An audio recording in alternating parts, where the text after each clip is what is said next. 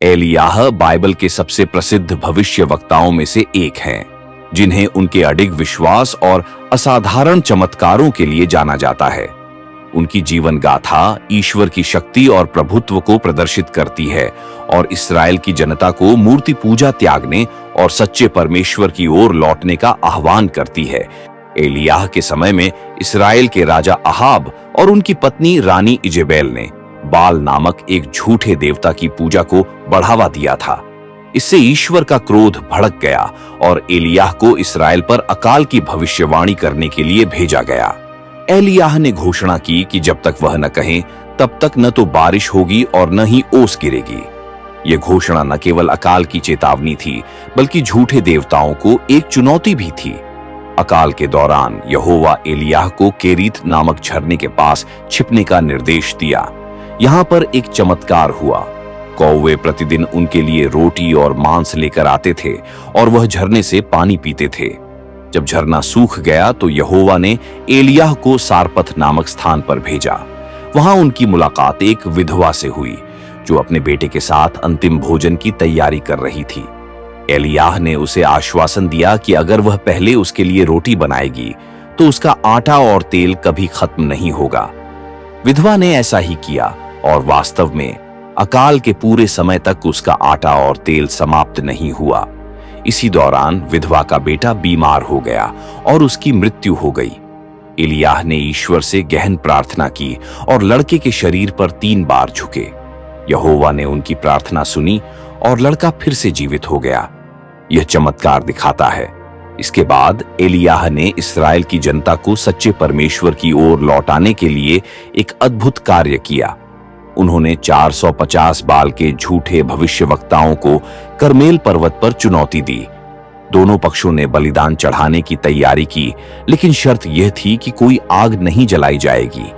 झूठे भविष्यवक्ताओं ने अपने देवता से प्रार्थना की, लेकिन कोई उत्तर नहीं मिला। जब एलियाह ने प्रार्थना की तो स्वर्ग से आग आई और उनके बलिदान को पूरी तरह भस्म कर दिया। यह चमत्कार इस्राएल के यहोवा की वास्तविकता और शक्ति को साबित करता है। इस घटना के बाद इस्राएल के लोग फिर से ईश्वर की पूजा करने लगे और एलियाह ने झूठे भविष्यवक्ताओं को दंडित करने का आदेश दिया। इसके तुरंत बाद एलियाह ने अकाल समाप्त होने के लिए प्रार्थना की। उन्होंने 7 बार प्रार्थना की और अंततः एक छोटा सा बादल आसमान में दिखाई दिया। यह बारिश आने का संकेत था। इसके बाद बारिश शुरू हुई और अकाल समाप्त हो गया। इस समय एलियाह ने एक और चमत्कार दिखाया। उन्होंने राजा अहाब के रथ से पहले दौड़ लगाई और उनसे पहले शहर पहुंच गए। यह उनकी दिव्य शक्ति और ऊर्जा का प्रमाण था। लेकिन जब रानी इजेबेल ने एलियाह को मारने की धमकी दी तो वह भयभीत होकर जंगल में भाग गए। निराशा में उन्होंने यहोवा से अपने जीवन को समाप्त करने की प्रार्थना की, लेकिन यहोवा ने उनकी मदद की। एक स्वर्गदूत प्रकट हुआ और उनके लिए भोजन और पानी लेकर आया। यह भोजन इतना शक्तिशाली था कि इसने उन्हें 40 दिनों तक बिना रुके चलने की शक्ति दी। एलियाह माउंट होरेब पहुंचे, जहां उन्होंने ईश्वर को एक कोमल फुसफुसाहट में सुना। यह अनुभव उन्हें यह सिखाने के लिए था कि परमेश्वर हमेशा महान और नाटकीय घटनाओं में नहीं, बल्कि शांत और साधारण क्षणों में भी उपस्थित रहते हैं। एलियाह के जीवन का अंतिम और सबसे अद्भुत चमत्कार उनका स्वर्गारोहण था। जब उनका समय पूरा हुआ तो एक अग्निमय रथ और घोड़े प्रकट हुए।